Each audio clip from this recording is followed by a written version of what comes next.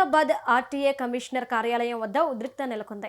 Auto డ్రైవర్లకు కాంగ్రెస్ ప్రభుత్వం ఇస్తామన్న 12,000 ఆర్థిక సహాయాన్ని వెంటనే అందించాలన్న డిమాండ్తో ఆటో డ్రైవర్లు ఆర్టీఏ కమిషనర్ కార్యాలయాన్ని ముట్టడించారు.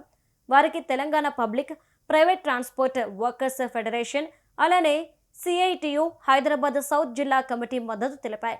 నగరంలో సుమారు 4 లక్షల మంది ఆటో డ్రైవర్లు ఉన్నారని, మహిళలకు ఉచిత బస్సు సౌకర్యం కల్పించడంతో ఇబ్బందులు పడుతున్నామని చెప్పారు.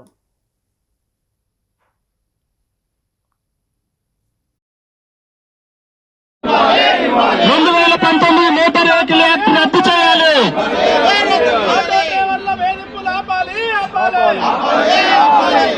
ఇప్పుడు మనం పరిస్థితుల్లోనే మేము ధర్నాకు పూనుకోవాల్సి వచ్చింది.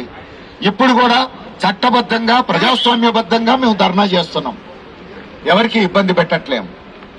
ఇప్పటికైనా కేంద్ర రాష్ట్ర ప్రభుత్వాలు తమ చేతుల్లో ఉన్నటువంటి సమస్యలన్నింటినీ పరిష్కరించాలి.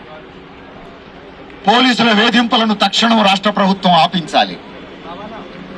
అంతేకాదు అధికారుల చేతుల్లో ఉన్న సమస్యలన్నీ కూడా ముఖ్యమంత్రితో వాళ్లు కూడా తక్షణం పరిష్కరించాలి.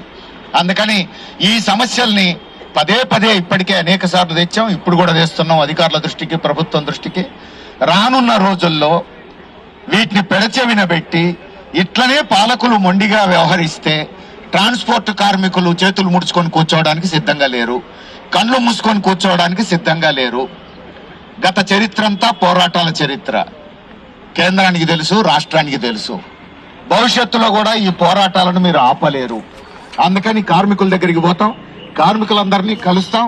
కార్మికులందరూ ఎలాంటి పోరాటం చేయాలని కోరుకుంటే అలాంటి పోరాటానికి ఎర్ర జెండా సిద్ధపడుతుంది.